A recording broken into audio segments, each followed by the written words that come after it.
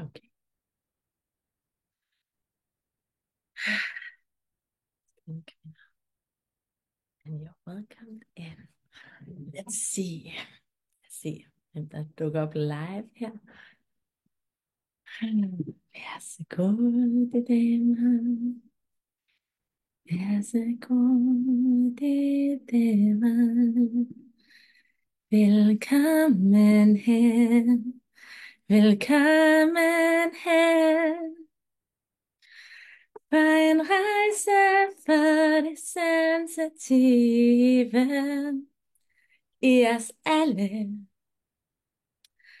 Velkommen til en dag for åbninger for vores fælles bedste, og måske noget, der er endnu større. Velkommen, skønneste kvinder, til en rejse i, en rejse i åbenhed. Fordi det er det, som det er at være en sensitiv kvinde. And especially now. Og vi ser, hvor mange der er med live her. Nogle har sagt, at de er med på replay. Og så først og fremmest velkommen til hver eneste af jer, der er med live. Og velkommen til alle jer, der kommer til at se med på replay. Jeg giver lige folk et par minutter til at få lov at komme ind, for jeg var selv 2 minutter forsinket. Og har man været i mit space, så ved man, det er Line Tits. Det er sådan lige, man sætter sig ned og tænker, gud, hvor er det der lækre glas vand, jeg også skal sidde med. Ikke? Det bliver man simpelthen nødt til at have, når man skal ind og guide i vigtige ting. Så velkommen til hver af jer. Håber, I har sat jer så... Ja, lige præcis. Det kan vi lide. Det kan vi lide, at der er dejligt lækker vand. For det er også noget af det, som vi kaldes til. Det er også en del af den klarhedsenergi, som vandet har. Og det er i hvert fald noget af det, som jeg mærker virkelig kalder i forhold til denne her sensitive evolution, som jeg skal vil åbne sådan lidt for noget, både den storhed, der ligger i det, og nogle af de veje, jeg ser for os i denne her tid. Så velkommen til, velkommen også Margit. Og I bestemmer selv, om I vil have video på eller ej. Det er altid det dejlige at kunne se jer, men jeg ved også, apropos at være sensitiv, så kan det være forskelligt, hvordan man har det med det. Så gør det lige sådan, så det passer til hver enkelt af jer. Og før vi starter, så kan jeg sige, at jeg har lavet sådan et virkelig lækkert PowerPoint. I ved sådan et, hvor man tænker, ja, mums, det gider vi godt. Og så ser vi præcis, hvor længe vi kommer til at køre det, og hvornår vi måske laver nogle breakout-sæt, og det kan være, at vi laver nogle øvelser undervejs. Så vi går lidt med, hvor energien allerhelst vil have os til at gå. Så de damer, jeg tjekker bare lige, om den form for teknik også virker, men jeg kan dele min skærm med jer, og så videre. Lad os se her. Ding. Share screen with you. Yes. Måske TV whiteboard. Safari unknown. Skal vi se det?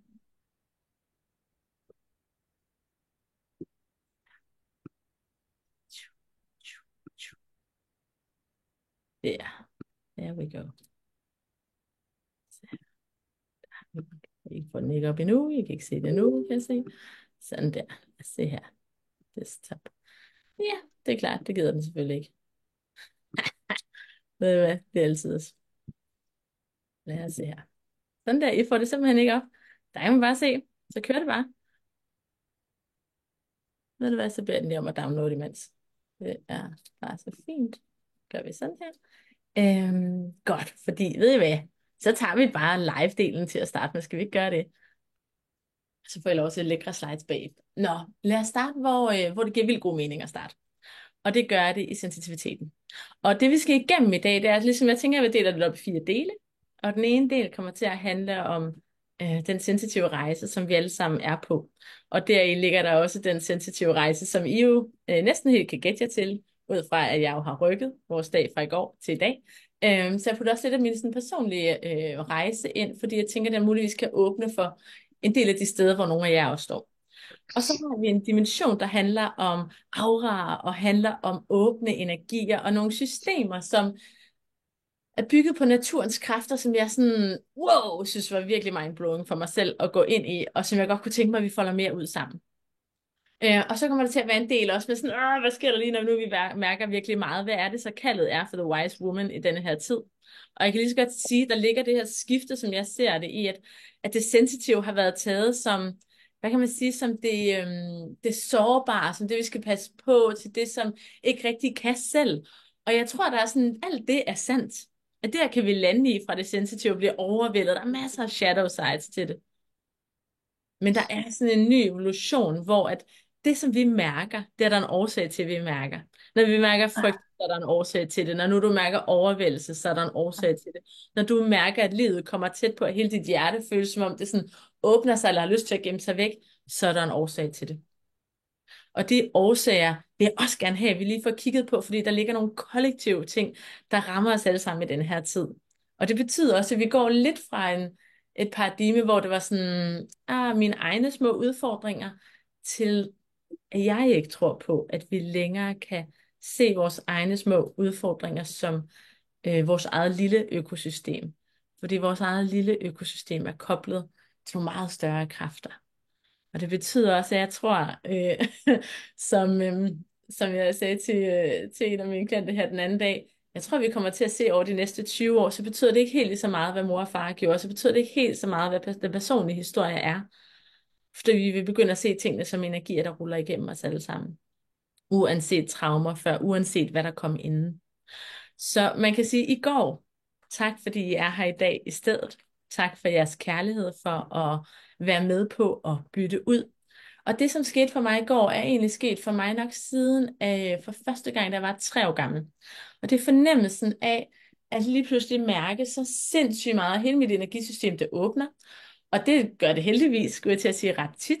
Og egentlig normalt kan jeg faktisk godt lide, når det er helt åbent, fordi så sanser jeg i det med jer, som sådan mærker jeres egen sensitivitet meget. I mærker også, der kommer utrolig meget skønhed ind, når vi er så åbne. Når vores energisystemer er åbne, så mærker vi magiske sider af livet, så mærker vi tårer, så mærker vi hinanden, så mærker altså, jeg har en fornemmelse af, at jo mere jeg åbner op, jo mere skønhed kommer der også igennem. Og når jeg åbner op, så er det også sådan, at lige så meget skønhed, der kan komme igennem, lige så meget frygt kan der komme igennem, lige så meget kan der være energier fra sådan hele verden, der ruller ind i mig. Det var det, der skete i går. Og i høj grad også åbnede mig op til sådan, okay, jeg er faktisk bange for det her, det her, det her. Altså, der kom en lindstrøm af frygt, og sådan, jeg fristes til at sige stressenergi, som bare føles som om sådan, wow, det har været gemt både i mit eget energisystem, men også i vores kollektive energisystem. Så min fornemmelse af det, jeg sagde til Gustav, var, jeg er bare bange. Alt i mig er bare bange. Det var ikke sådan én ting, det er bare, hele min krop kan bare mærke, at den skal bare græde for alt, hvad der har været før, alt, hvad der er, alt, hvad der både var mit, alt, hvad der var dit, alt, hvad der var. Og det var ikke den rigtige energi at gå ind på en masterclass i, vel? Altså, det er ikke fordi, det kunne vi måske også have lavet noget smuk proces over, men det er ikke det, der føles mest kærligt. Og det er det, jeg også mærker af kaldet. Det er, at når vi mærker hele livet, der ruller igennem os, så lige at se, hvad er det for en betydning, det får. Hvad betyder det, at jeg mærker alt det? Betyder det, at jeg ikke kan fungere i den virkelige verden? Nej. Betyder det, at der er ting, jeg skulle have taget hånd om? Nogle gange, men ikke altid. Ofte så tænker vi, hvis vi får et eller andet sådan, nej, det her, så skal jeg begynde at finde løsninger lige med det samme. Og I kender mig, jeg freaking elsker løsninger, ikke? Altså jeg kan godt lide at sige, I tager et kursus her, så starter vi her, og så slutter vi her, så har vi det bare godt bagefter, ikke? Og det gider vi alle sammen gerne bare at finde på gode løsninger, ikke? Men der er nogle steps before that. Og der er nogle gange også den power, der er i, at I don't need to find the solution right now. Lige nu så er opgaven bare at mærke. At mærke livet, at mærke de strømninger, og lytte til strømningerne. Og det gjorde jeg i går, jeg satte mig ned og skrev dagbog. Alt hvad jeg er bange for, alt hvad jeg ser, alt det, som faktisk giver rigtig god grund at være bange. For at se, hvor hurtigt vores samfund kører, for at se, hvordan vi er omkring vores børn, for at se familieliv, der bare er yberpresset alle steder. Jeg har virkelig lyttet de sidste år. Og jeg vil sige, jo mere jeg har lyttet, jo mere bange er jeg på en måde blevet. Jo mere jeg har lyttet til både sådan mine kunder, men også, jeg skulle til at sige, direktører, til mødre, til veninder, og en af de ting, jeg vil invitere os alle sammen til i denne her tid, det er at begynde at lytte med hele kroppen. med hele din sjæl, med hele din aura. Og det kan godt være en lille Mm. smule scary praksis, for at være helt transparent. Ikke? Altså, for jeg kan sige, at sidste år har jeg haft flere af sådan nogle overvældelser, end jeg har haft før, men jeg har heller aldrig nogensinde åbnet mig så meget for at mærke, som jeg har gjort det sidste år. Og grunden til, at jeg åbner mig i denne her tid, er fordi jeg ikke har lyst til at leve på en anden måde. Og det er fordi jeg mærker, at det jeg mærker er så pissevigtigt. Og det som du mærker, er så pissevigtigt. Mm. Og vi kan godt, og det er jo det fine ved det, vi kan godt vælge også at lade være. Vi kan godt vælge, jeg gik ind til en samtale her for noget tid siden, hvor jeg ligesom mærkede, at jeg blev lige ramt af noget som det første, og så kørte der bare sådan en professionel lag rundt om mig. Jeg kunne navigere alle i rummet, jeg kunne få energien til at lande, præcis sådan som jeg er rigtig dygtig til. Og så bare mærke, no freaking fucking way, om jeg gider det. Jeg skal kraftedeme ikke navigere alle andres energier på den måde, og få hele rummet til at lande, når det, der faktisk skete, var fuldstændig uacceptabelt i det rum. Det havde været meget mere on point. Jeg begyndte at græde. Det der, det mener I seriøst ikke. Og så bare have taget den derfra, for det havde været sandheden. Det havde faktisk været sådan, det er fuldstændig off, det der. I stedet for, at der kommer sådan et tuk, tuk, tuk, tuk, tuk. Nu skal vi lige navigere energierne. Jeg kan godt lide den. Der tager jeg lige bare sådan en professionel facade over, det behøver vi ikke lade skue på af. Og nej, heldigvis er det sådan, at du og jeg, vi har også et valg om, hvad er det, vi vil lade skue på af, og hvad vil vi ikke. Men jeg tror, der sker et ret stort skifte lige nu, hvor vi kaldes til, at når du mærker noget, så spotter du det. Og det kunne have været endnu mere potent, hvis jeg havde sagt, det jeg ser lige nu, det er faktisk, at den måde, du taler på, den har den og den klang bag sig. Jeg ser, at du formodentlig prøver at gøre mig mindre, og det er lige ved at lykkes også. Altså, der kunne have været, man kan næsten høre, næsten lyder sådan passiv-aggressivt, men det, der egentlig havde været sandt, det var, nej, jeg lytter bare til, hvad det er, du siger, og jeg lytter til al den energi, der ligger bagved. Og det er en dimension af den tid, vi går ind i nu, at ord har betydning. Når vi taler med hinanden, så de ord, vi bruger, har betydning. Men de energier, der ligger bag ordene, har minimum lige så stor betydning. Nogle gange endnu større betydning. Det betyder også, at jeg ser i nogle af dem, jeg har sådan parterapi, at der ser jeg også, jamen det er fucking ligegyldigt, hvad du siger. Fordi din energi er vred. Du er vred. Du er svigtet. Altså energien bagved. Og så kan det godt være, at du har lært et eller andet kursus om, nå, det er godt at komme med først noget positivt, og bag så skal du sige noget godt, og så skal du gøre det på den måde. Men det virker ikke. Det virker ikke, og det virker ikke, fordi energi ikke lyver. Vi kan mærke det. Vi kan mærke, hvor du står. I kan mærke, når jeg lyver. Jeg kan mærke, når jeg lyver. Og ofte så er det ret fede ved ord, det er, at når vi begynder at tale, så kan vi faktisk høre, at jeg er i gang med at lyve eller siger sandheden. Og jeg har i øvrigt et genialt spejl herhjemme i form af min mand, som er ret god til også at høre. Han siger ikke nødvendigvis, du lyver, han siger bare, jeg tror ikke, det passer, det du siger. Og så, fuck, det er ret i. Det gør det faktisk ikke. Der er noget andet inde bagved. Og hvad er så det? Og jeg tror, at den tid, vi bliver kaldet ind i nu, handler i høj grad om klarhed.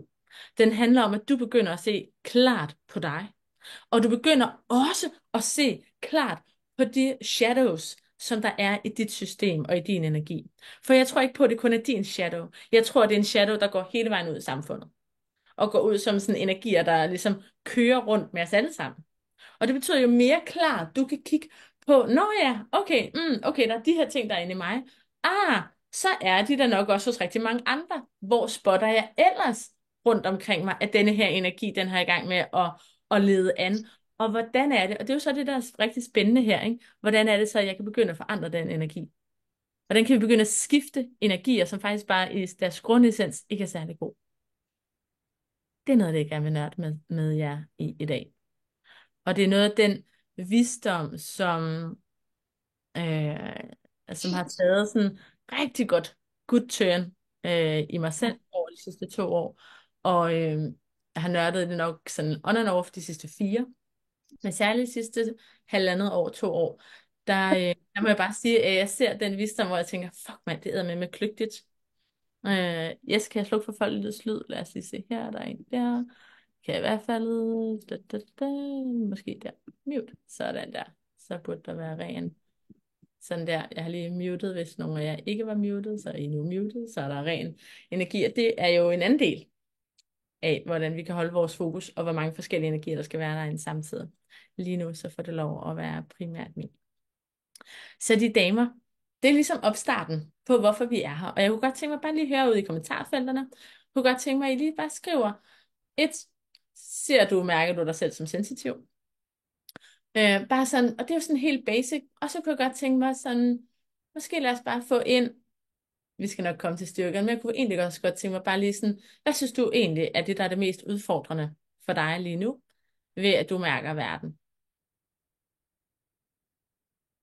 Lad os starte der. Så kan jeg også attune sådan resten af vores samtale godt ud fra det, der er i spacet.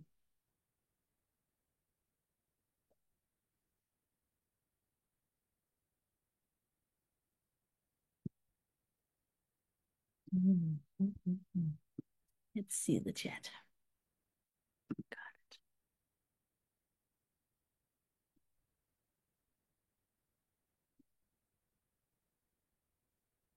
Mm. Yes. Det går ofte galt for mig, når jeg skal udtrykke mig fra mit hjerte. Yes. Og det, der er interessant her, Liste, jeg ser, jeg er meget sensitiv, svært at stå ved min sandhed og gå mod strømmen. Yes. Og det kommer vi også til at gå lidt ind i dag. Fordi der ligger for en hel del af os, så ligger der dels det, som der bliver sat ord på med at tale fra vores hjerte. Det er faktisk en ret vild praksis. En praksis, som for de fleste af os, jeg vil ikke sige, at den næsten er umulig, men den er edderrømme svær rent faktisk at tale helt klart for det, der er helt sandt for vores hjerte. Det er nemt, der kommer alle mulige andre energier ind. Og det er også nemt, når folk lytter til nogen, der taler fra deres hjerte, at det er sådan, what? Nej, nej, nej, men der er jo logisk, eller så burde du bare, eller så kunne, altså så begynder der at være holdninger til det der hjerte, der taler. Og hjertet, når hjertet taler, ligesom når jeg plejer at sige, når lysten taler, så taler hun ofte ret simpelt. Det vil jeg faktisk bare ikke, det der. Nå, om hvad er årsagen? Jamen, det har hun ikke noget svar på. Det vil hun faktisk bare ikke. Det føles ikke rigtigt. Nå, okay. Altså, så hjertet taler tit ret simpelt. Og det er en dimension også, vi kommer til at se på i forhold til det sensitive, at der er sådan en kald for simplicitet for os rigtig mange af os i denne her tid. Lad os se her. Yes, så går jeg nemlig i freeze og bliver og bliver voldsshamed, eller bliver ramt af andres energier. Og det skal vi nu også. Vi kommer ikke til at nørde så meget i skam, fordi, lad os være ærlige, jeg har lavet virkelig mange ting med skam. Så det er ikke vores hovedfokus i dag, men du kommer også til at blive mødt i lige præcis den. Jeg skriver her, jeg ser mig selv som sensitiv. Jeg synes, det sværeste er, at miljøet omkring mig ofte ikke støtter op om de behov, man har som sensitiv, og at angsten kan blive set som arv i stedet for både arv og miljø. Lige præcis, og det er der, i virkeligheden i dag, kan man sige, den kommer til at åbne meget til, hvor meget det handler om miljø også. Hvor meget handler det at være sensitiv om, hvad er det for en økosystem, vi har fået lavet rundt om os, både i vores eget privatliv og på et mere globalt plan. Og Marike, du skal også sensitiv, ja, ser tingene bagved, inden det sker. Yes. Og nogle gange, så vil der også være nogle af jer, der kan have, og det vi næsten se, altså de strømninger, vi kommer til at tale om, det er nemlig også, at man kan mærke strømninger, når de ikke rammer ind helt, og man kan også nogle gange mærke, hvor er strømningerne foran mig og bag ved mig. Så tit, når vi er meget sensitive og åbne, så har vi også en vis clairvoyant fornemmelse for livets udfoldelse. Og det kan jo både være noget smukt, og det kan også være noget, der faktisk er lidt svært, fordi kan vi så have tillid til, kan jeg have tillid til det, jeg virkelig har mærket? Og mig skriver, ja, verdens hårdhed får mig til at lukke min sensitivitet væk. Ja, og den sidste skriver, bliver sindssygt overvældet af stemninger. Og det skal vi have kigget på, fordi jeg tror, vi skal til at blive mere sensitive. Derfor så har jeg også været sådan lidt, hvordan skal jeg til at bede folk om at gøre det, som muligvis er det, som man er allermest bange for. Jeg kan sige, for 3 måneder siden, der sagde jeg til min energi, nu skal vi ikke længere beskytte os. Jeg har tabt 4 kilo på det. På at sige, jeg skal ikke beskytte mig længere fra andres energier. Der er ikke noget, der kan komme ind i mit energifelt, som jeg ikke godt kan være i. Det betyder ikke, at jeg skal være i det, men bare for at sige, at for ret mange af os sensitive, så er der også sådan energetiske mure, vi har brugt ret meget energi på at holde. Da jeg var 3 år gammel, der lagde jeg bamser rundt om mig i en cirkel, altså en protection circle. Det gjorde jeg uden at mine forældre vidste, hvad det handlede om, og hvorfor jeg gjorde det, men jeg ved godt, hvorfor jeg gjorde det. Jeg gjorde det for at holde mørke ude, det var jeg sådan helt overbevist om. Det var også der, jeg begyndte at bede første gang, der var jeg cirka 3,5, præcis den alder, min datter har.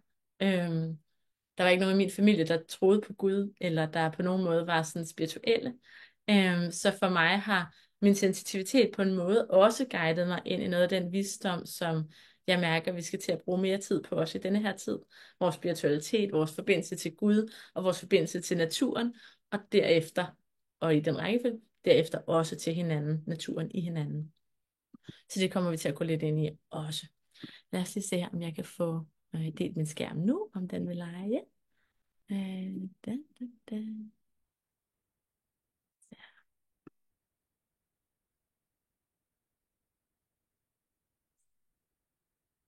Det er spændende, hvis jeg ikke får lov til det.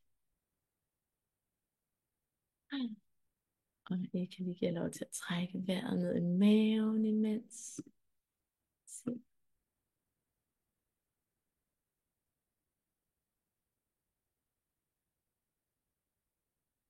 Ved I hvad?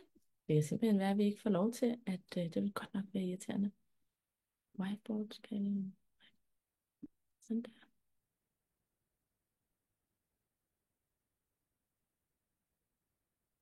Jamen, det kan vi ikke bruge til noget, det her, at vi sætter op til os.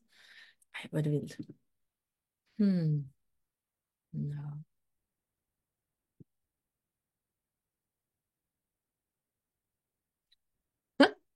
Oh my god, seriously. Det er alligevel vildt. Hvor er det simpelthen vildt. Ellers så er det simpelthen bare sådan, det er. Kommer jeg til at få en virkelig lang mail med nogle virkelig nice... Ja, det tror jeg, jeg gør. Vi kommer simpelthen ikke til at få lov til at få slides. Well. Det er sådan noget, man synes, der er lidt irriterende, ikke?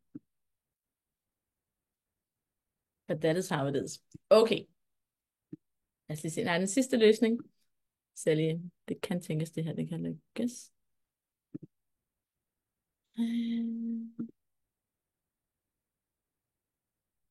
Sjovt, jeg har aldrig prøvet, det ikke virker. Kan du huske i går, Lene, hvor jeg sagde, det er som om Zoom har deres egne regler, hver gang man kommer på? ah, øh, ja. Lad os lige se her, det kan være, det.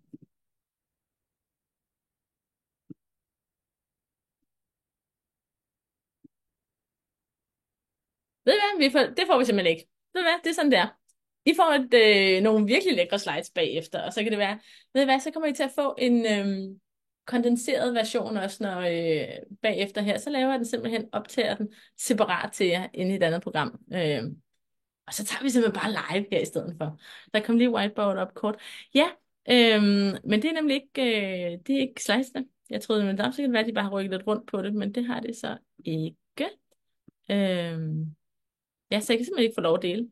Den bliver ved med at sige, at it doesn't wanna do it. Sådan der. Se her. Ja. Ej, det er irriterende. Det kan man da godt nok lige tale om, at så først den ene ting, der går galt, og så den anden. Ja. Det er bare sådan der. Ved I hvad, faktisk? Så det er jo godt, at ofte plejer jeg jo heller ikke at køre slides. Nu synes jeg bare noget, jeg lige lavet ret lækkert til. Også fordi, at egentlig så er der sådan noget af det her lidt grafiske, jeg godt kunne tænke mig at forklare ud fra. Men nu tager vi det simpelthen bare as it is like this. Godt. Det første, der stod på en stor slide, det er 4 sætninger. At mærke det hele. At mærke det hele betyder, at du mærker strømninger fra dig selv. Du mærker strømninger fra alle dem, der bor i det hus, du er i. Du mærker strømninger fra dem, der kører ud på i biler og går tur rundt om dit hus. Det er sådan for os alle sammen, så har vi en aura, og der er sådan lidt forskellige holdninger til, hvor stor vores aura er, og hvor meget vi påvirker hinanden i det. Min oplevelse af det er, at jo mere vi begynder at se os selv som sådan et kærligt økosystem, og ser, at alle, hvem vi går tæt på i løbet af en dag, har også et økosystem, har også en aura, og når 2 auraer, de går tæt på hinanden, så mærker man både det, der er sandt for en selv, og man mærker også det, der er sandt for den anden. Og det betyder, at når vi går forbi hinanden sådan her, så kan der være noget, de har tænkt på herover, som lige pludselig lander hos dig, i det øjeblik, du går forbi og sådan, gud, wow, er det her min tanke? Det kan også være en eller anden innovativ, sindssygt god idé, der lige bouncer over til hinanden, når vi går forbi hinanden. Så vi på en eller anden måde er vi skabt til, at vi alle sammen har en åbenhed i os. Vi har nogle lag i os, og jeg får lyst til at sige, der er sikkert nogle af jer, der er sådan, jeg ved ikke rigtig, om jeg tror på det der aura, så bare lige giv dig lov til at lege med. Fordi det kan også bare være en rigtig fin måde at forklare nogle ting på. Så behøver vi ikke at være sådan videnskabelige, kan vi så bevise, om der er en aura.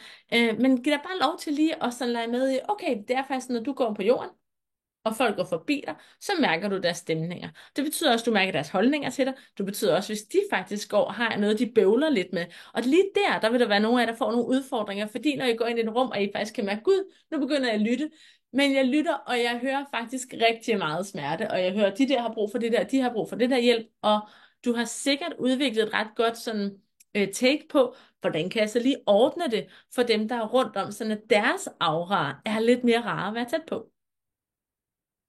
Og man kan sige, det er sådan den egoistiske, lækre del af at kunne mærke alle andre og gerne vil hjælpe. Det er den del af dig, som faktisk kan mærke, at det også vil gøre dig godt.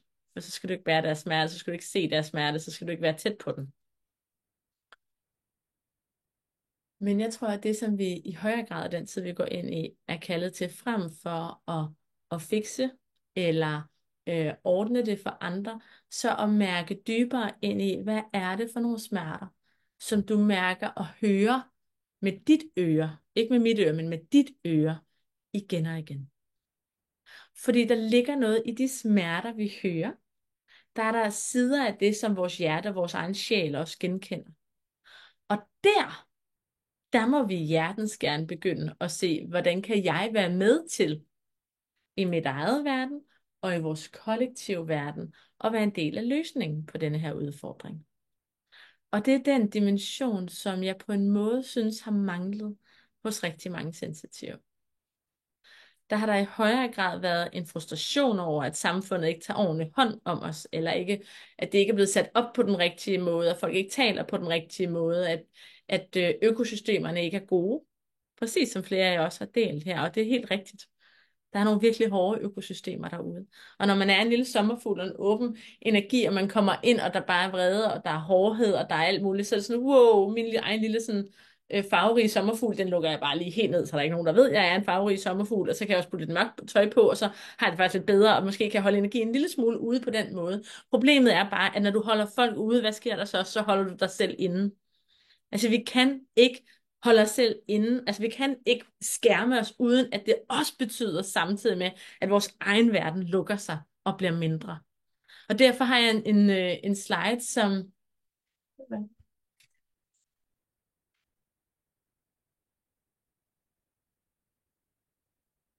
Lige om 2 sekunder, så henter jeg lige noget. Hvor jeg har tegnet, hvordan jeg ser det. Fordi det, der sker, når vi bliver bange for alt det, vi mærker udefra, ikke? Så er der overvældelse, som sikkert mange af jer kender, sådan, wow, okay, I mister fuldstændig fodfæstet. Jamen, jeg sagde noget, jeg prøvede at sige min sandhed, men bagefter står jeg faktisk bare sådan tilbage med en åben sjæl, en åben krop, der er fyldt med alt muligt, som måske er mit, som måske ikke er mit. Og lige der får jeg lyst til bare sådan, så skal jeg i hvert fald bare garde mig. Enten så skal jeg garde mig, eller også så skal jeg give fuldstændig op. Så jeg havde både et billede af en, der bare sidder og græder, og også en, der sådan lukker døren. Please lad være med at sende flere energi af min vej, eller sådan, ikke? For jeg kan faktisk ikke tage det. Og det, der sker, når vi gør det, og det kan jeg virkelig godt forstå, og nogle gange er det også det helt rigtige at gøre, men når vi barrikaderer døren, så barrikaderer vi også døren. Det betyder også, at en del af din energi får heller ikke lov til at være derude, out in the real world. En del af din magi, en del af det, du er her på jorden for, får ikke lov til at være på den anden side af den dør, når vi lukker døren. Og det betyder, at vi kommer til at skulle være sådan lidt energetisk modige i den kommende tid. Fordi jeg kommer til at bede jer om på flere fronter at åbne døren. Og det kommer jeg til at bede jer om som en del af det, jeg ser som evolutionen for os, der er sensitive i denne her tid. Jeg kommer til at åbne os for et forløb, der starter i næste uge og 7 uger frem, og hvor I hver af jer er hjertens velkomne. Men det bliver ikke den eneste gang, jeg gør det. Jeg kommer til at arbejde med det her, tror jeg, over de næste, fristes til at sige, mange år. Fordi jeg tror, det er så vigtigt. Det er en del af det, der gjorde, at jeg lod Ambitious Love Life få lov til at falde, var, at essensen i, hvad jeg allerhelst vil have folk til at gøre, på en måde har skiftet. Der er en del af mig, der ikke synes, at det absolut vigtigste er, at ens egen magi kommer ud i verden, fordi jeg tror, at i højere grad har jeg brug for lyst til, at vi alle sammen er tuner med at gå på jorden, på den måde, det er meningen, vi skal gå her. I sådan en ordentlig, naturlig rytme, som passer til naturen, hvor vi er forbundet, hvor vi kan mærke, at vi er støttet, hvor vi kan mærke, at vi bidrager, hvor vi kan mærke, at vi server ind i noget, som er langt større end os selv også. Og det kunne jeg mærke, det kunne Ambitious Love Life ikke være rammen for. For der er noget, der er meget mere ærligt af at stå på jorden med fødderne ned i naturen, og helt bare, og sige, okay, det er den vej, jeg vælger at gå. Jeg vælger snart at åbne den dør, ud til den der virkelig farlige verden, der også er. Men det, der så er lidt fint, og som jeg oplever, jeg tror, der kommer til at være rejsen, det er, at vi vil se, og det er noget af den visdom, jeg godt kunne tænke mig, at vi åbner for sammen i dag, at når energier rammer ind i dig, så der er en invitation til at mærke det, der er en invitation til, at det skal bevæge dig, at dit hjerte skal blive bevæget, at din smerte skal blive bevæget, og at lige der, så kan vi begynde at skabe alkymi. Og alkymien sker i det øjeblik, at vi på en måde ikke er i kamp med energien, men vi tillader energien. Og jeg fristes næsten til at sige at overtage vores hele krop. Altså rent faktisk, lad det få lov til, og jeg skrev det ord ned, at lad det få lov til at forandre os. Altså lad det få lov til at mærke os, lad det få lov til at gå ind og, jeg fristes næsten til at sige, men på en ret smuk måde, konsumere os, sådan at derfra vi så kan tale fra den energi. Okay, når stress overvælder hele din krop, sådan, og det kommer op, og der er nogle ord, der skal ud, og der er der sådan en der er to måder, vi kan lade os overtage af en energi. Rigtig mange lige nu bliver overtaget af energier af stress, for eksempel.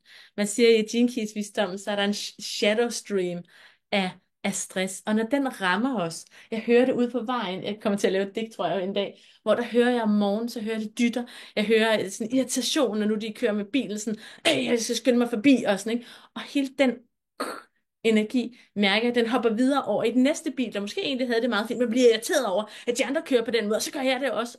Og lige så stille kan man bare se, wow, den der ene bil dernede, den har fucking påvirket samtlige af de der biler, der i øvrigt kører lige ned til sådan en rigtig dejlig, rolig mose, på en lille villavej, hvor der bor rigtig mange børn i øvrigt, og alt muligt andet også, eller sådan, ikke? Og man kan mærke, at jeg sidder her, hvor jeg underviser, der jeg kan nok se ud af vinduet her. Det er lige hernede, ikke? Der kan man høre, der kan man høre stressen, der sådan, og man kan begynde at mærke den, og så bare som sådan autopilot, kan man lade den programmering, som stress har, kan man simpelthen bare lade få lov til at køre videre i min krop. Og så kan jeg blive lidt irriteret over på Gustav, og han er så langsom, jeg kan blive irriteret på Elva, og sådan, kom nu, og vi burde også have skyndt os, og de andre er også irriterende, og så bliver jeg lidt stresset på Elva, og det betyder sikkert, at når hun kommer over i folkeskole, skal jeg sige, og i børnehaven, så er hun også sådan lidt, fordi hendes mor var sådan lidt, og kan I se, hvordan at din fucking aura har påvirkning på sindssygt mange streams efter dig? Den hopper bare videre og videre og videre og videre og videre. Og det er det, der sker. Ikke kun med stress. Det sker der også med forvirring. Det sker der med alle mulige energier, som vi hele tiden, fra aura til aura til aura, påvirker hinanden med. Og det betyder også, at jeg kan sagtens påvirke dig med en masse stressenergi, uden du egentlig har noget reelt at være stresset over. Altså uden at der reelt er noget sandhed, men bare fordi du mærker det i din krop, og sådan, nå ja, og man får sådan lidt shallow breathing, og I kan også høre på det, når jeg taler lige nu, I kan næsten, sådan, man får lyst til sådan, rolig nu skat, ikke? Altså man får lyst til lige at give mig et kram, og sige, det er okay, bare lige, der er god nok tid. Og, og det, at der er god nok tid, er faktisk en rigtig smuk antidote til stress. En af de ting, jeg så, da jeg fik min datter 11, jeg har tit været sådan en, der kom for sent til ting, det er jeg stadigvæk nogle gange, men jeg fik en helt anden forståelse for, at hvis jeg skulle have et godt moderskab, så skulle der være tid nok til det. Og hvis der skal være tid nok til det, så er jeg den eneste, der kan være skaberen af tid i mit eget liv. Jeg kan håbe på, at en af jer går frem i verden og bliver skaber af tid og hjælper mig med at blive en skaber af tid. Men til syvende og sidst, så er det mig og min aura, der skal begynde at skabe spaciousness nok til, at jeg kan begynde at trække vejret.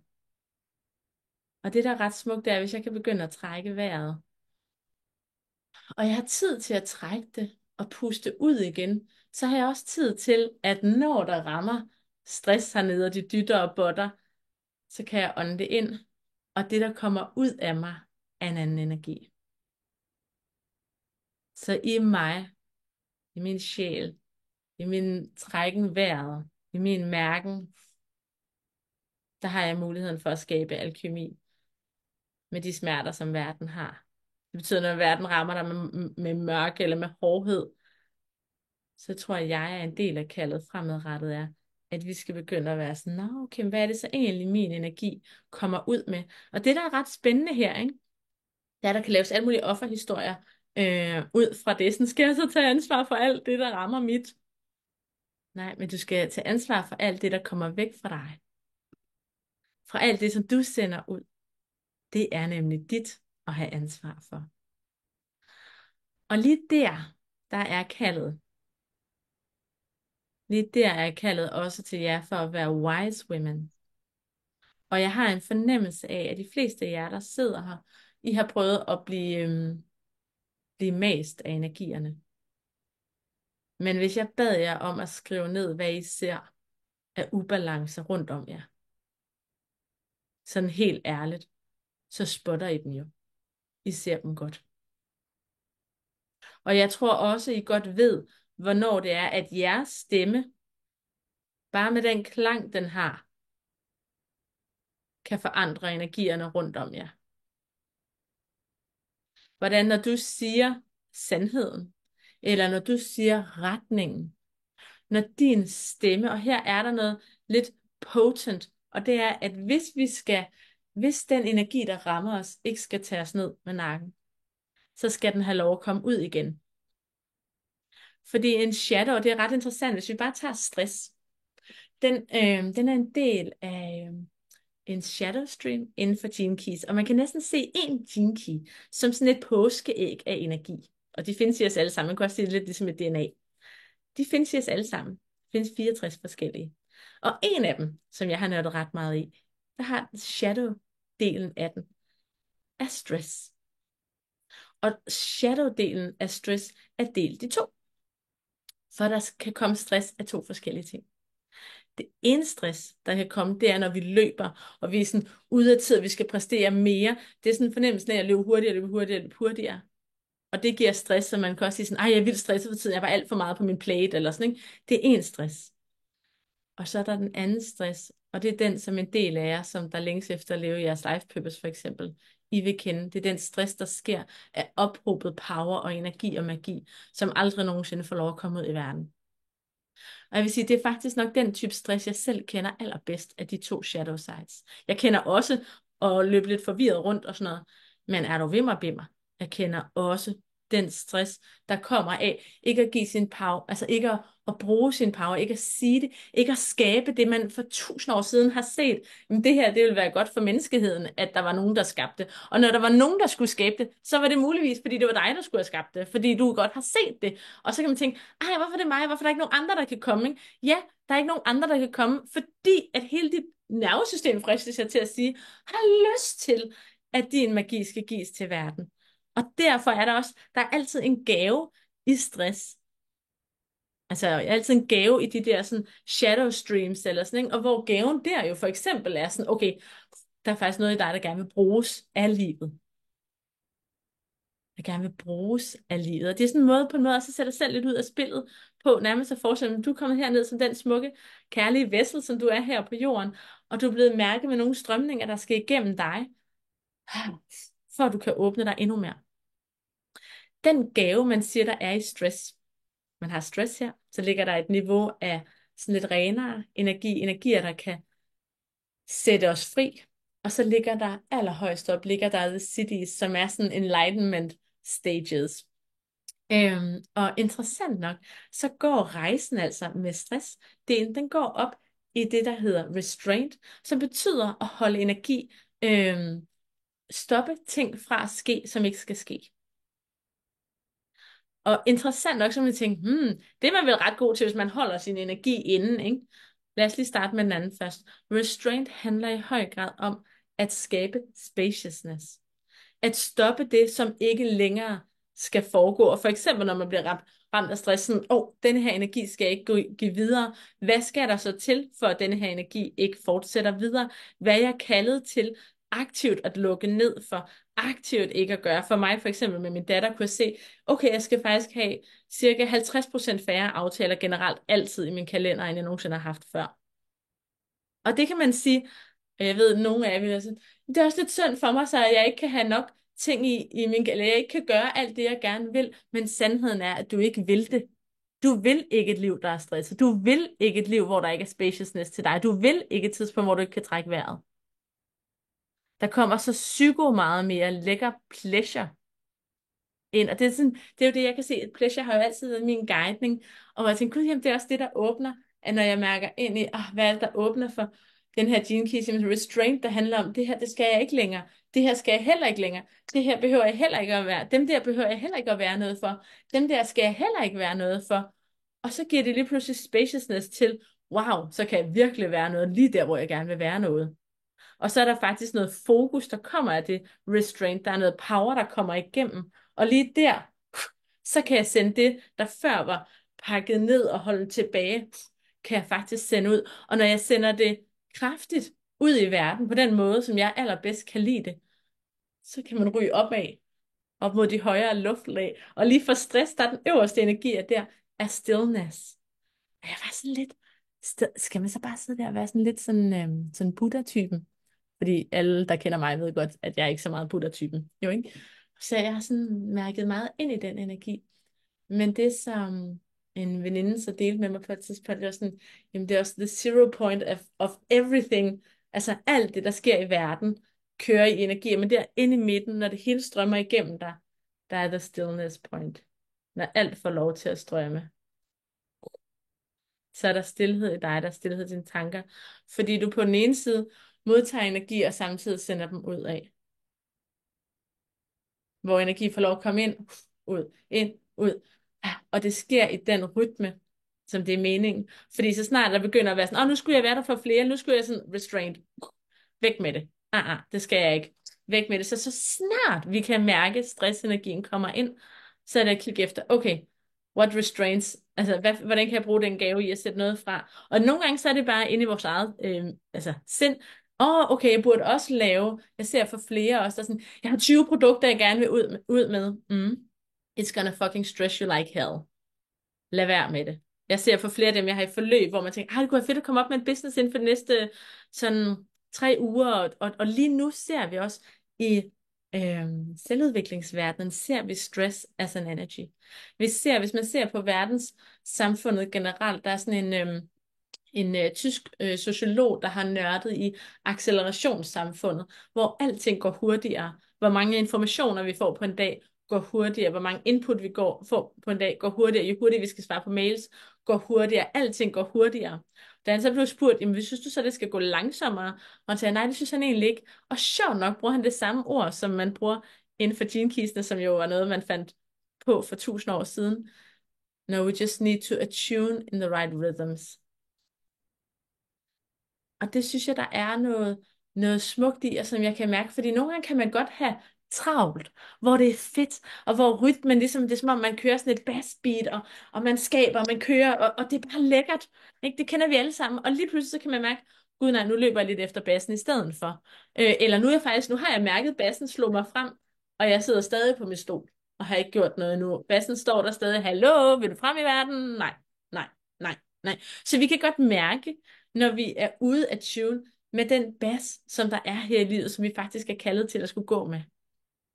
Og det er en del af invitationen fra mig til jer også, det er, at vi skal begynde at se, hvordan er det, at din bas, den kører. Og din bas kører forskelligt. Nogle af jer, som dig, Lene, for eksempel, nogle af jer bliver også kaldet til at skulle være mindre på sociale medier. Og det er ikke ud fra og det bliver nemlig også selv kaldet til, jeg har jo de sidste 2 år, har jeg jo kommet på Skodsborg, og en af de smukke ting, man gør der helt automatisk, det er, at man laver sin egen lille restraint, i at man må ikke have sin telefon med ind i spa-afdelingen. Det vil sige, at jeg har haft 3 timer om dagen, hvor at jeg ikke har haft nogen input udefra, andet end hvad der kom fra vandet. Og man siger, at naturens energi er noget af den absolut reneste energi, du kan lade dig påvirke af. Og det betyder også, at det til alle mennesker er at anbefale at bruge tid i naturen, hvor du slukker din telefon. Du vil også opleve, hvis du slukker din telefon, at du sikkert også energetisk vil mærke, at du lige pludselig ikke er available. er en masse folk, der ikke kan få fat på dig. Det er ikke sikkert, de vil have taget fat på dig anyway, men energetisk har du lukket en port for, at det kan de ikke lige nu. De kan simpelthen ikke få kontakt til dig. Hele dagen i går havde jeg min telefon slukket. Jeg skrev til jer som de absolut eneste, skrev ind på Facebook, så gik jeg af igen, fordi jeg ved, at når jeg mærker hele verden, så er der masser af sendere på mig. Jeg behøver ikke ekstra sendere. Og nogle gange, så kan vi også, når nu vi keder os, eller egentlig har brug for guidance, så kan vi gå på Facebook i stedet for rent faktisk at tune ind med Gud eller universet, på at få den guidance, vi gerne skal have. Så the wise women af denne her tid, er også kvinder, der begynder at finde ud af, hvordan er det faktisk, at mit økosystem, det får det godt, og hvordan får det ikke godt. Og for eksempel at være på de sociale medier, det kan muligvis være godt for os alle sammen en halv time der, en halv time der, men kommer det over en time, så for de fleste mennesker, så er det ikke godt. Jeg kan sige, at den hjemmeside, jeg er i gang med at lave, håber, at det bliver sådan et hop, hvor man kan gå derind og bare nyde energien. Hvis man ligesom har behov for et eller andet, der kan føles lækkert, så lige gå derind. Og den vil minde jer om, når jeg er, så kan I gå ud i naturen. Det er næsten det samme. Ikke? Altså, så vi finder måder, at vi går tilbage til det, som der faktisk er det lækreste for vores energi og for vores system. Inden for Human Design, jeg kommer til at sende 2 links til jer bagefter i dag. Det ene fører jeg ind til det, der hedder Human Design. Og som det eneste, jeg vil invitere jer til at kigge på der, er i virkeligheden at se, der er der sådan en krop, man får vist.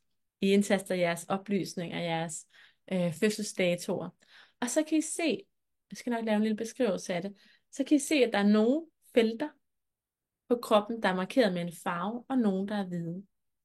Og dem, der er hvide, det betyder, at der har du ikke din egen energi, der mærker du andres energier mere end din egen.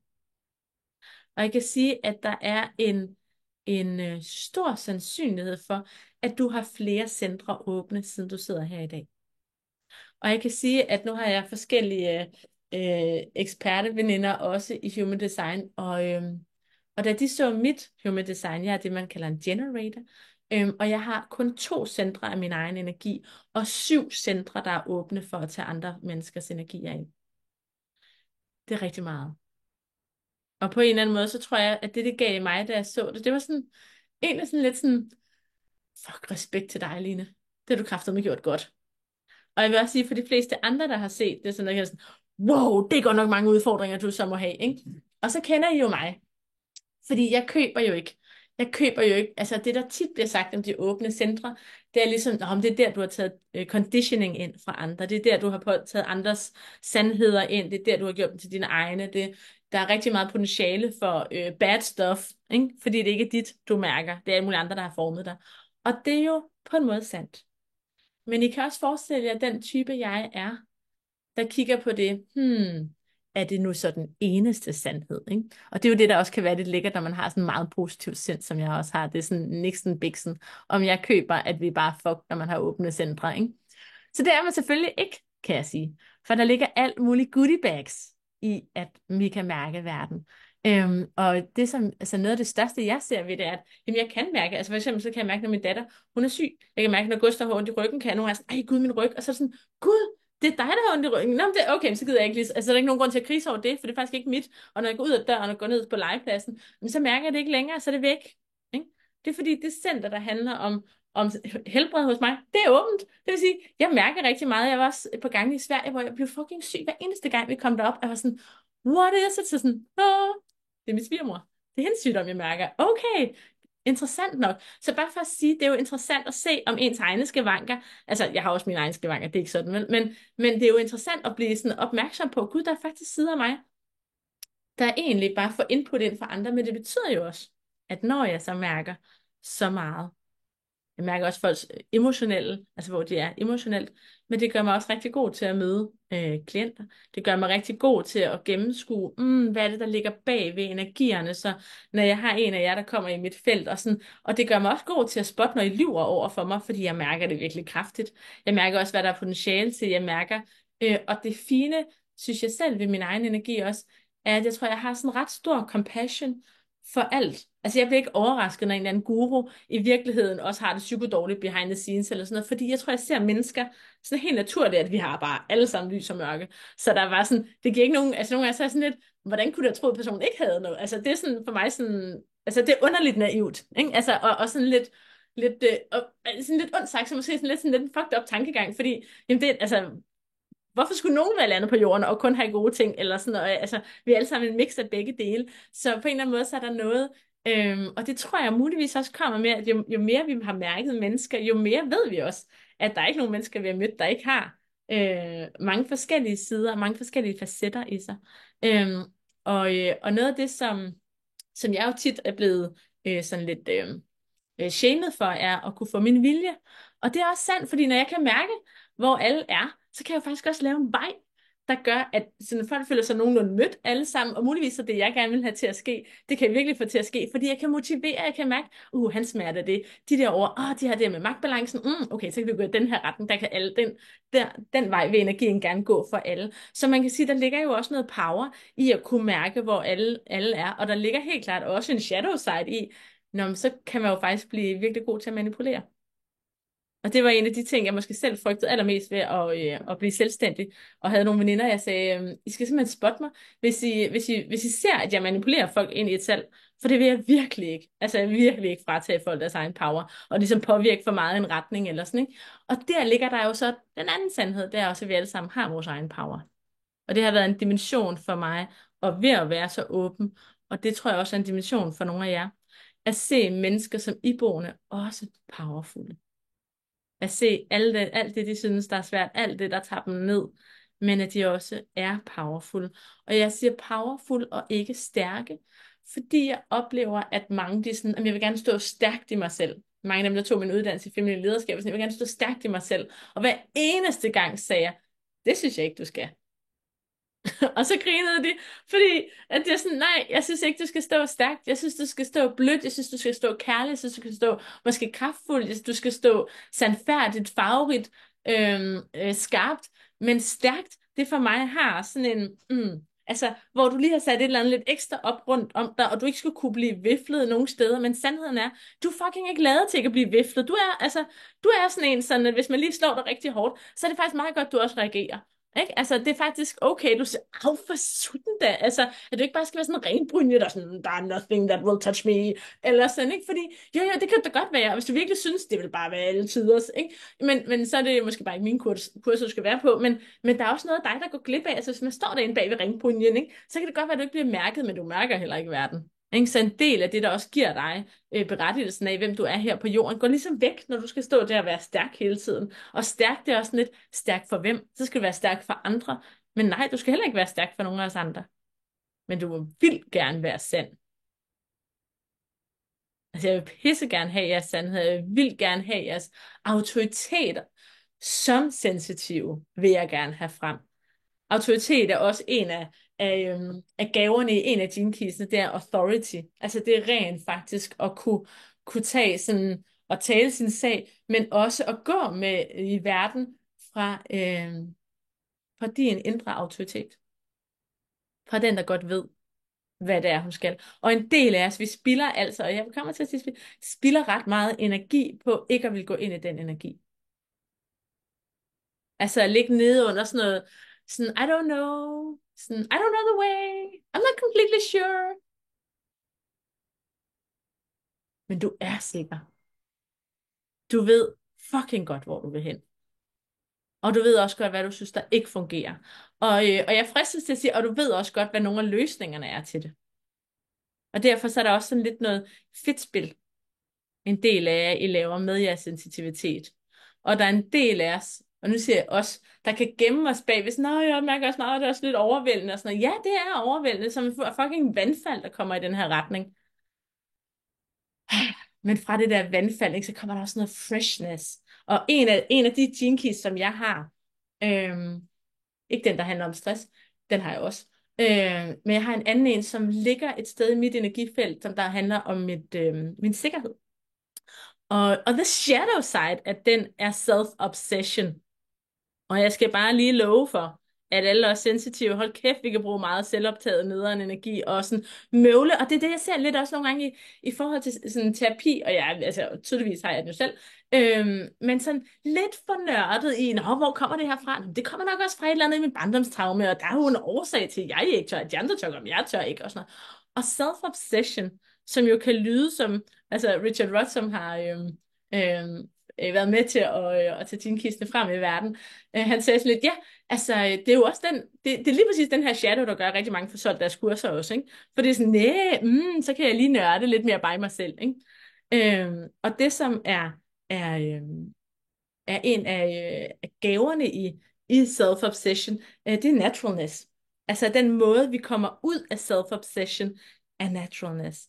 Jo mere naturlig du faktisk kan være i verden, jo mere sætter det dig fri for alle de hooks, som self-obsession sætter dig i.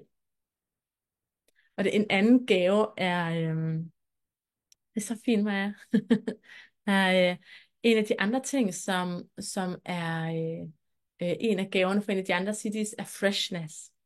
Og den energi kunne jeg godt have lyst til at invitere jer til os. At mærke ind i, når vi mærker, fordi det sjove med Gene-kisten er, at der er jo 64 shadow-energier, ikke? Men det betyder også, at der er 64 energier, der nærmest sådan renser ud, altså gaver, der renser os. Og freshness for mig er en af dem, som, når jeg mærker smerte, for eksempel i går, jeg mærker frygten, så kalder jeg naturen ind, så jeg kalder det the naturalness ind, og sådan, okay, hvad er det, der naturligt, så har lyst til at komme fra mig af nu? Det er tårer. Okay, hvad er det næste? Det er at skrive ned, hvad jeg er bange for. Okay, hvad er det næste? Så begynder der også at komme beauty igennem. Og det, som der ligger fra freshness, det er faktisk, at beauty er en af siddhierne. En af de højeste energier overhovedet. Og det ved man jo også fra den tantriske verden, hvor man taler om det at create beauty her på jorden, er en del af det, vi er her for. Og det, som jeg synes, der er smukt ved The Gene Keys, det er ligesom, at de går fra, at mørket bliver mere og mere lys. Og det giver os på en måde også et pejlemærke for, okay, jeg bliver ramt af det her. Jeg kan mærke det, og så kan jeg også begynde at invitere gaven frem i min freshness. Hvad er det egentlig af friske energier, som vil føles ligesom et lækkert rent vandfald rundt om min energi lige nu? Hvad er det faktisk, som jeg kan mærke og se, men også, og hvad er det for mit indre blik? At en af de ting, jeg har skrevet ned på The Sensitive Evolution, er også sådan, how can you create more heaven on earth? Fordi på en måde er det også det, vi kan gå i vores egne sådan små mareridt. Og det gør vi, når vi er nede i shadowsene, så går vi i vores egne mareridt, hvor ting ikke kan lade sig give sig, men det vi egentlig kaldes til, det er ligesom at mærke smerten, og så begynde at skabe beauty fra den, og begynde at lave et energisystem rundt om os, som ærer dem, vi er, og som ærer den energi, der faktisk er vigtigst for os. Og det er det, som jeg oplever, vores calling er lige nu.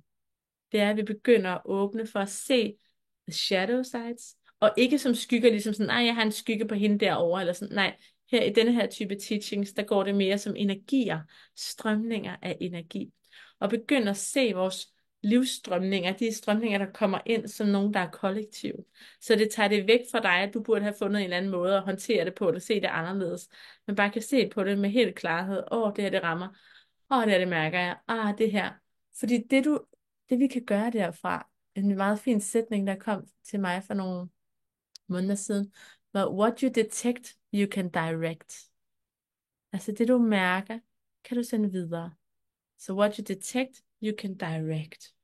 Og det betyder også, at deri ligger poweren som sensitiv. Og det betyder egentlig, at jo flere åbne centre du har, jo mere energi kan du komme ind, og jo mere kan du spotte head on. Hvad er det, vi skal med det her? Hvor er det, vi skal hen? Hvad er det, som der er out of alignment? Og der vil være der, hvor de centre, du har i dig, som er kun din egen energi, der vil du stå kraftfuldt, fordi du vil hele tiden have energi i det center. Et af de centre, jeg har defineret, handler om direction. Det betyder, at det er en ting, jeg står meget skarp på næsten altid, at I har en fornemmelse af, hvem er hun, og hvor er det, hun synes, vi skal hen. Den fornemmelse har jeg. Det eneste tidspunkt, jeg ikke har haft den, var da jeg fødte min datter. Jeg tror, det eneste øjeblik i mit liv, jeg har oplevet ikke at have fornemmelsen af direction. Super scary for mig, fordi jeg altid har det. Men det er en hel historie for sig selv også, fordi de to centre, som jeg har defineret, det er dem, der åbner under en fødsel. Så det betyder også, at så er jeg bare helt åben, så mærker jeg bare kun alt andet. Ikke? Og det er jo endnu mere scary, end at have noget, hvor man mærker sig selv. Så der ligger nogle fine rejser for os i teachingsene, både fra Human Design med at begynde at forstå dig og din energi som åbne centre, hvor andres energier kommer ind, og kunne begynde at kultivere det til at være din stemme, og til at tage, jeg fristes til at sige, vise beslutninger. Altså be wise. Og jeg får den delen under det at be wise for you, but also be wise for us. For den sidste dimension, jeg mærker, at vi er på vej ind i, det er en mere kollektivt fokus. En mere kollektiv fornemmelse af, at du skal gå her på jorden, og du har en særlig opgave. Og for dem af jer, som der er sådan, jeg er bare ramt virkelig meget selv, så starter rejsen i eget energifelt. Men for nogle af jer, så er det faktisk sådan, at I kan ikke kun tage rejsen selv. Det er en del af det, den teaching også peger ind i, det er, at du er skabt til at gøre nogle ting i dit eget energifelt. Men cirka 2/3 af alle mennesker på jorden er også skabt til, at vi vil have global, vi vil gerne påvirke yderligere udenfor. Og det betyder, at når vi er skabt til det, så vil vi aldrig mærke fuldstændig frisættelse og åbenhed i den der stress, for eksempel. Så vi mærker den der stress af ikke at gøre det, du skal, indtil at du leder nogle ting ud i verden. Og det er sådan lidt hardcore sagt, men også fordi, at da jeg så det, så var det sådan, det giver mening, hvorfor jeg faktisk ikke kan kun være i min egen energi. Selvom jeg har prøvet at tænke, om det er måske det mest kærlige, men så er det ikke det mest kærlige for mig. Det mest kærlige for mig er at skabe et smukt energisystem og felt rundt om mig. Og så er det også lige så vigtigt for de strømninger, der skal igennem mig, at nogle af dem, at jeg åbner dem og folder dem ud og laver produkter, eller laver en bog, eller laver rejser, eller tegner, eller altså får energien ud. Og det bare at begynde, for eksempel at tegne, eller skrive, eller gå ud og lave ting i din have, eller sådan mange måder, vi faktisk får stress ud på, det er igennem creativity. Altså det er en virkelig powerful måde at skifte energien i. Og derfor så ligger der også sådan en, jeg bruger jo ret tit leadership, altså lederskab, som en del af den terminologi, jeg bruger i mit univers. Og I kan lige nu mærke ind i, hvad du resonerer kærligst ind på, at skulle lede energi, eller skulle skabe, altså at være en skaber, en artist, en creator. Fordi i princippet er det det samme, men energierne er alligevel lidt forskellige. Og jeg mærker, at der ligger en lille hårdhed ved lederskabet, som ikke ligger lige så meget i at være en creator. Så I kan jo til lige bare skrive ud i kommentarfeltet, hvad for en af dem, der kalder, og så har jeg en fornemmelse af, at der er en tredje, som jeg kommer til at fordybe os ind i visdom omkring os, som er The Weaver, som får ting til at væve sammen, som der både skaber, men som også leder energierne, men som er ligesom sådan de nordiske vævere, der ved skæbner, så har jeg en fornemmelse af, at der er en energi, der weaver energierne på et andet plan. Så giver jeg lov til også lige bare lige at mærke ind i, fordi det kan være fint, og så have en fornemmelse for, hvad for en ordbrug er faktisk godt for mig at bruge. Og lad os lige få jer til at skrive det i kommentarerne her.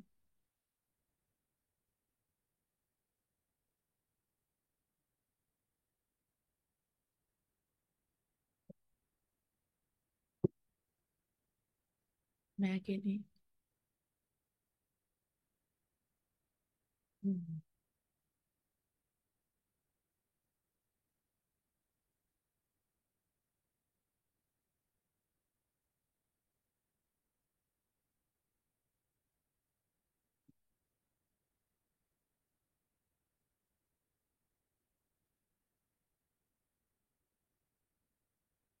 Mm. Ja, det er et godt forslag også. Det virker som om, at kreativiteten er forudsætning for lederskabet. Ja. Lone, du skriver, jeg leder af energi. Ja, fedt. Så dejligt at høre, så begge energier i virkeligheden kan gå ud til at finde på idéer, men får ikke selv udført dem. Nej, the creator. Yes. Og det er interessant også, fordi den anden ting, som jeg ser, vi kaldes til i den her tid, og som jo er en af de ord, jeg havde skrevet ned, og var connection. Og jeg ser, at det ikke er meningen, at vi skal gå så meget alene, som vi har gjort. Jeg ser, at den måde, vi skal prosper i fremtiden mere og mere, også er ved at byde ind med de ting, hvor, så for eksempel, hvis man er god til at få idéerne, det kan også nogle gange, det kan være, hvis du har et åbne centre op ved hovedet, så får man alle mulige idéer ind, også alle de andres idéer. Så der ligger et kald til der også at se, jamen, hvad er det for en af dem her, jeg skal gå videre med. Nogle gange så får jeg idéer ind, hvor jeg er sådan lidt, det er en genial idé, men jeg tror, det er en anden, der skal løbe. Kan jeg give den til nogen? Kan jeg få den til at få liv på andre måder, så det ikke er mig, der skal løbe med denne her? Og en anden vej, jeg tror, vi kommer til at se mere og mere, er co-creation. Altså at skabe ud fra øhm, et felt af, at det, som vi laver, det er til vores allesammens bedste. Jeg tror også, vi vil se, at penge og den måde, vi udveksler på, vil komme til at ændre sig over de næste 30 år. Så jeg ser, at der kommer til at ske lige så stille opgør, og jeg tror, vi hver især, det er jo ret smukt her, ikke? Altså, der er ligesom en på creator, der er en på lederskab, der er en på forudsætning for kreativiteten. Man kan sige, innovation er faktisk en af gaverne i The Gene Keys også. Altså, innovation, og det kommer næsten altid, når vi lige giver os lov til at være stille et øjeblik, så kan det faktisk komme op og rent faktisk blive født. Så der ligger også noget i skaber jer tiden til at være the creator. Og hvad betyder det for mig, hvis jeg går ud som the wise woman who create, eller the wise woman who lead the energy? Altså at tage den på dig. Tag det på dig, at yes, I'm a sensitive woman, and I will. Altså, og jeg har også en fornemmelse af, at hver enkelt af jer også, og vi alle sammen lige nu kan byde ind i, I'm part of this evolution, and I'm gonna do mine. Altså, jeg vil elske, hvis vi over de næste 5 år ser flere og flere af jer lave ting, produkter, malerbøger, alt muligt, hvad det nu kan være, som alle sammen er med til at åbne energien for, hvad denne her næste epoke af vores sensitive evolution på jorden har brug for. Altså at aktivt give lov til bare at byde ind, og byde ind også på en måde, hvor vi ikke hele tiden tænker, nå, skal det lede videre til det næste? Men at ting også får lov at blive skabt, bare fordi det var det, der ville igennem. At din hjerne ikke skal kunne gennemskue det, fordi det kan vores hjerner ikke. Det er ligesom naturen. Og det, der er ret smukt med Gene Keys visdom, det er, at det handler om naturenergier i os alle sammen. Og hvordan naturen har lyst til at folde sig lækkert ud. Som the creator, som the leader. Som hende, der begynder at åbne feltet. Og så den sidste dimension, jeg tror, vi tager her i dag. Tager vi den? Har vi et ja eller et nej til den sidste dimension? Jeg tror, vi har et nej, faktisk. Har vi ikke det? Lad os lige se, hvad skriver I. Ja, ja, hva? Ja, okay, fedt mand. Så gør vi det, så gør vi det, så gør vi det. Vildere, højere, folk, højere. Okay, en ret fed dimension omkring at være åben og være sensitiv, synes jeg har været at gå ind i, hvad der gør, at vi prosper. Altså hvad der gør, at vi får et lykkeligt. Tit så tænker man prosper kun som økonomi, men prosper er lige så meget sådan lækker growth, lækker energi i vores liv, lækker sådan forbindelser, altså at prosper i vores relationer, at prosper i vores bolig, at prosper i vores connections. Og det er jo sådan fornemmelsen af et økosystem, altså sådan som jeg ser det, et økosystem, som der har det lækkert. Og hvis vi skal prosper, så hvis vi har kigget på stressenergien, så kan vi ligesom se, at the shadow sides er med til at gøre, at vi ikke prosper. Hvis vi ser på den der self-obsession, så er det også sådan, så går man bare rundt i sin egen lille indre verden. Og det kan også godt være, at man bliver så self-obsessed, at man rent faktisk får solgt alt muligt i en retning. Men man fik lige lukket sig af for hele verden samtidig, så alle ens forbindelser, alle de mennesker, man elsker, har man faktisk ikke en fed energi sammen med.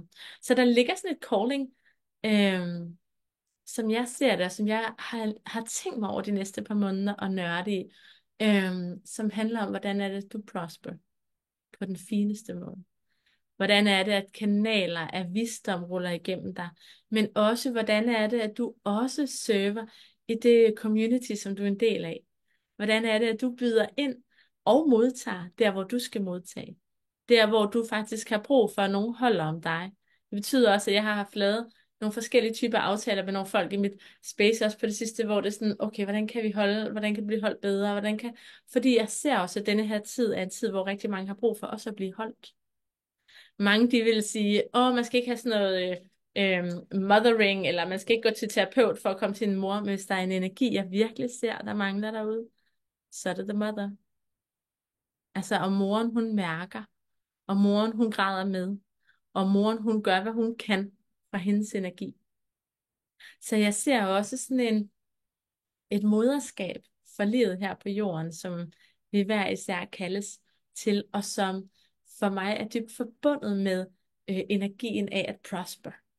En af de wisdom nuggets, som Richard Rudd, som der jo har åbnet for hele det Gene Keys verden, han siger, at for virkelig at prosper, then you need the restraint, and then you need the simplicity. Og det er sådan ret interessant, fordi hvis der er en shadow-energi, jeg ser rigtig mange af lige nu, så er det, hvad er ordet for det? Det er både exhaustion, og den anden dimension er complexity. Altså, at you get lost in complexity. Kompleksitet er en drøm med 1000 dele, der skal være præcis på plads. Complexity, du går ind på Netflix, det er fuldstændig uoverskueligt, hvor mange muligheder der er. Complexity, du får 1000 idéer, hvad for nogle af dem skal du løbe med. Complexity, complexity, complexity.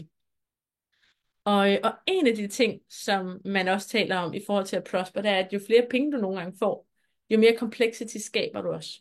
Så der er også et calling til, at når du begynder på den økonomiske front at prosper, så er det faktisk nemt, at du ender med at lave masser af stress indover, og så falder du ned i energien igen.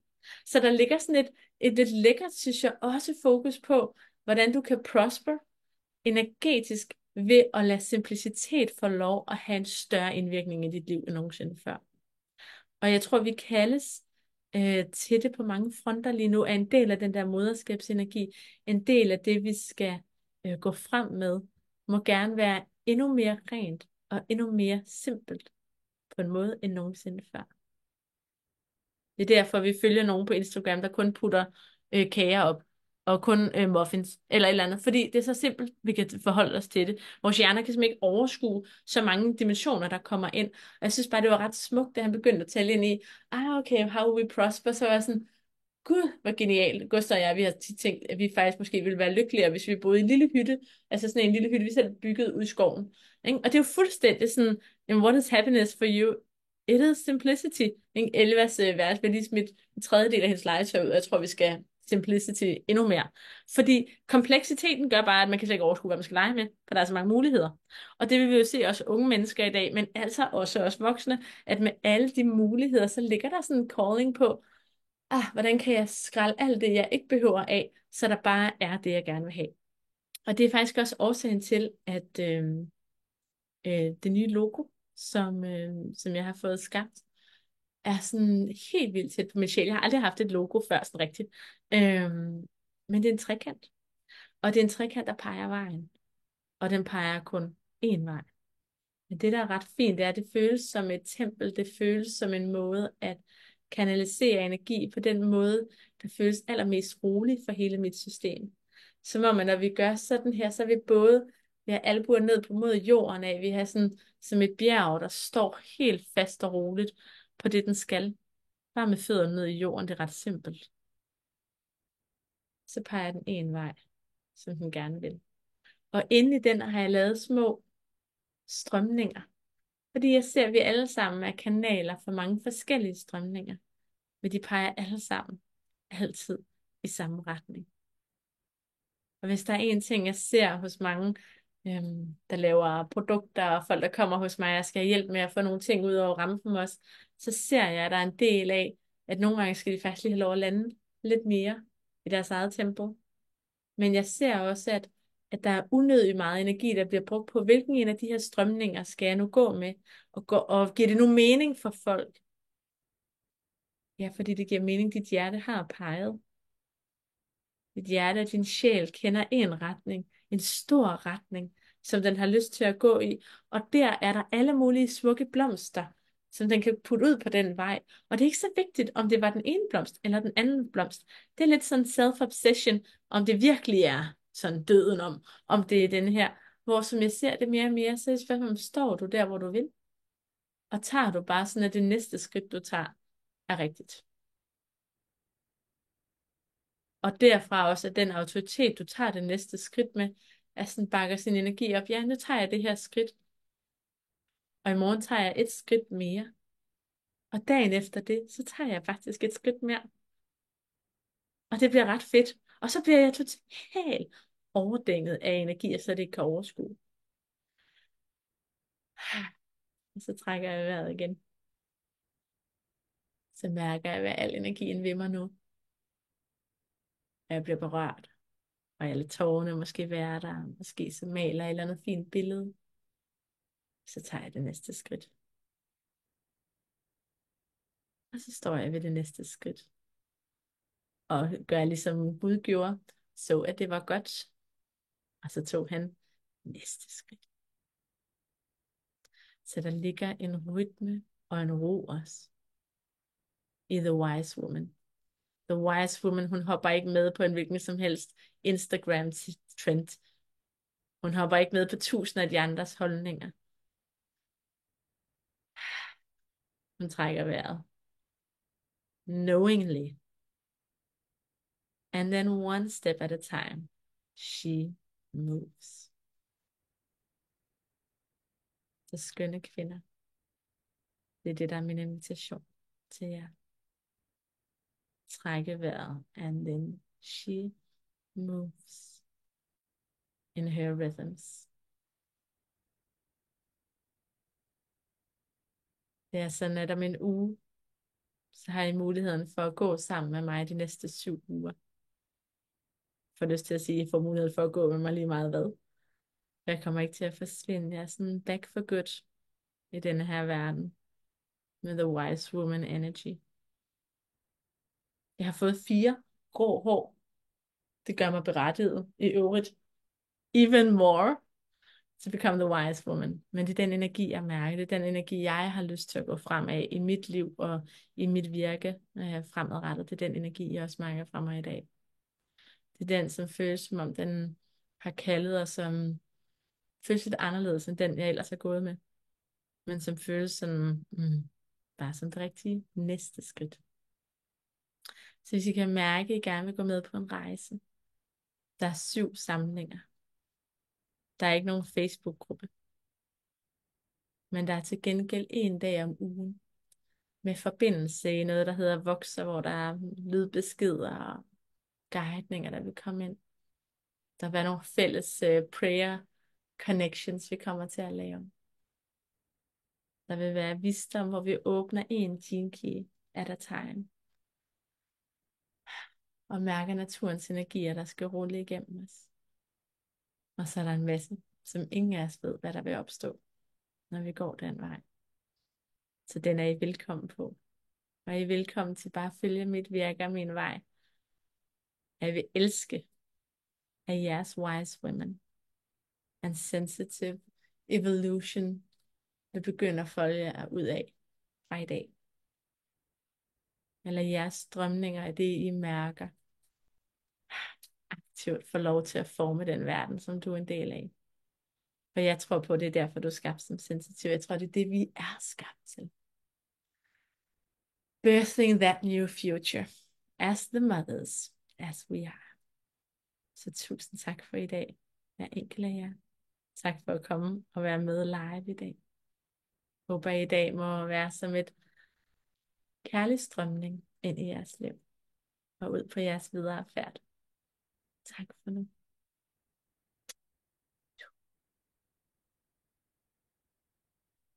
Og så modtager I en lille video med lidt flere slides senere i dag eller i morgen.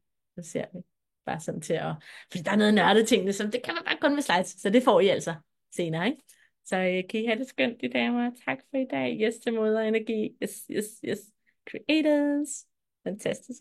Hej de damer.